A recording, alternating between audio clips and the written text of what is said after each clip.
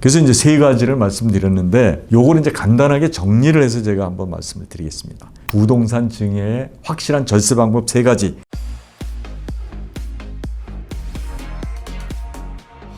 안녕하세요. 행복한 상속의 홍순기 변호사입니다. 이번 시간에는 지난번에 예고를 드린 대로 그 부동산 증여의 확실한 절세 방법 그 세 가지를 종합해서 말씀을 드리도록 하겠습니다. 아직까지 구독자가 아니시면 구독, 좋아요 눌러주시면 큰 힘이 되겠습니다. 지난번에 제가 이제 크게 그 세 가지를 말씀드렸는데 첫 번째는 부담부 증여로 절세하기, 결국 채무와 함께 증여하기, 이 부분에 관해서 말씀을 드렸는데 채무와 함께 증여를 한다는 개념이 그 10억 원짜리 아파트가 있는데 10억 원이면 증여세 2억 4천만 원, 대출금 3억 원을 끼워서 그 채무를 함께 증여하면 그때는 이제 7억 원에 대해서니까 증여세는 1억 5천만 원, 그래서 9천만 원을 절세할 수 있다, 이렇게 이제 말씀을 드렸습니다. 그러면 거기에 이제 채무가 어떤 거여야 되냐 하면 증여 시점에 이미 발생하고 있어야 된다. 그리고 이제 해당 부동산에 담보된 채무, 그러니까 그 부동산이 아닌 다른 데 있는 채무를 끼워서 줄 수 없다는 거죠. 그 부동산에 담보된 채무, 그러려면 거기에서 받은 대출금, 임대보증금, 그게 이제 그 부동산에 담보된 채무죠. 또 하나는 부동산의 소유자가 채무자여야 된다는 거죠. 담보만 제공한 경우는 부담부 증여가 안 된다, 이렇게 알고 계시면 좋겠고요. 예를 들어서 그 10억짜리 부동산을 대출금 3억 끼워서 그 7억 증여를 했는데, 근데 자녀가 예를 들어서 미성년자인데 소득이 전혀 없다. 그렇다면은 지금 세무서에서 안 받아준다. 국세청에서는. 무슨 얘기냐면 7억으로 증여하는 게 아니라 그냥 10억으로 증여하는 걸로 국세청에서는 증여세를 부과하는 겁니다. 그 다음에 이제 두 번째로 제가 말씀을 드렸던 게 저가 양도, 싼 값에 팔아라, 이 말씀을 드렸었는데, 첫 번째는 부동산이라는 게 시가하고 공시지가나 기준시가처럼 보충적 평가 방법에 의한 가격이라는 게 있었는데, 토지 같은 경우는 되게 이제 공시지가라는 게 뭐 한 50%에서 70% 사이, 뭐 기준시가 같은 게 60%에서 80% 정도라고 제가 말씀을 드렸는데, 그렇게 차이가 나니까 결국은 부동산은 공시지가로 증여를 하면 되는 거고, 건물 같은 경우는 기준시가로 증여를 하면 된다. 그런데 이 저가 양도에서 30% 싸게 파는 거 인정한다는 거죠. 그리고 3억 원까지는 싸게 파는 것도 인정한다. 그게 이제 이런 얘기죠. 예를 들어서 10억 원짜리 토지가 있는데 공시지가가 6억 원이다. 차이가 나잖아요. 그러면 공시지가 6억 원에서 30%를 싸게 팔면 1억 8천인데, 그러면 6억 원에서 4억 2천, 그 미만으로만 팔면은 이제 국세청에서는 그 문제 안 삼겠다는 거거든요.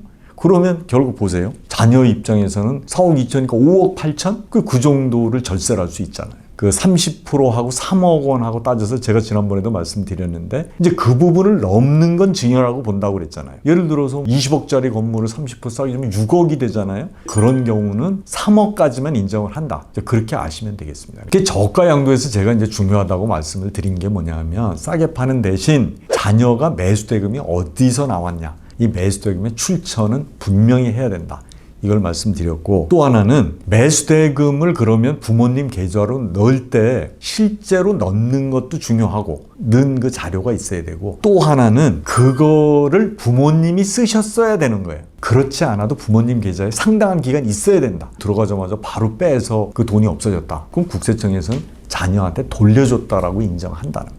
그래서 저가 양도는 하여간 30% 3억, 이거를 기억하고 계시면 엄청나게 절세가 된다, 이렇게 아실 수가 있을 겁니다. 그 다음에 세 번째로 제가 이제 말씀을 드렸던 게 토지와 건물을 분리해서 증여하라. 토지는 부모님이 갖고 계시고 건물은 자녀한테 주는데 자녀를 임대인으로 등록을 하라. 자녀 입장에서는 그 임대료를 받아가지고 증여세도 내고 뭐 여러 가지 할 수가 있잖아요. 그래서 이제 이때 토지는 가지고 계시고 건물을 넘길 때도 거기 임대보증금이나 대출금을 같이 넘기면 그 부담부 증여인데 이중으로 자녀한테는 혜택을 줄 수도 있는 거죠. 그 이제 자녀 입장에서는 그 임대 수익을 받아가지고 대출금이나 임대보증금을 변제할 수도 있다. 지난번에 말씀을 드릴 때 부모가 소유한 토지 가격이 10억이 넘으면 거기에 대해서 이제 증여세를 낼 수도 있으니까 그 점은 감안을 하셔라. 이렇게 말씀을 드렸는데 여기서 만약에 세금 문제가 좀 복잡하다 그러면 부모하고 자녀가 공동으로 임대사업자가 되면 과세 문제도 해결이 되고 그다음에 소득세 문제도 절세를 할 수 있다. 그래서 이제 세 가지를 말씀드렸는데 요거는 이제 간단하게 정리를 해서 제가 한번 말씀을 드리겠습니다. 부동산 증여의 확실한 절세 방법 세 가지. 첫 번째는 부담부 증여인데 부동산을 증여하면서 대출금이나 임대보증금을 그런 채무를 함께 증여하면 절세가 된다. 여기에서 그 조심하셔야 될 게 그 부동산에 담보된 채무여야 된다라는 걸 말씀을 드렸고 또 하나는 자녀한테 소득이 있어야 자녀가 가져간 채무를 자녀가 책임진다고 본다. 안 그러면 부모가 전체에 대한 증여세를 내야 된다고 말씀을 드렸습니다. 다음에 이제 두 번째는 저가 양도를 제가 말씀을 드렸는데 싸게 파는데 근데 이제 공시지가나 기준시가로 인정을 받으려면 이런 게 있습니다. 모든 부동산이 2년 이내에 어떤 매매가 없어야 돼. 근데 매매가 있으면은 그 왜 유사 매매 사례 가격이라고 그래서 그 가격으로 인정되니까 공시지가나 기준시가로 인정을 못 받는 경우도 있거든요.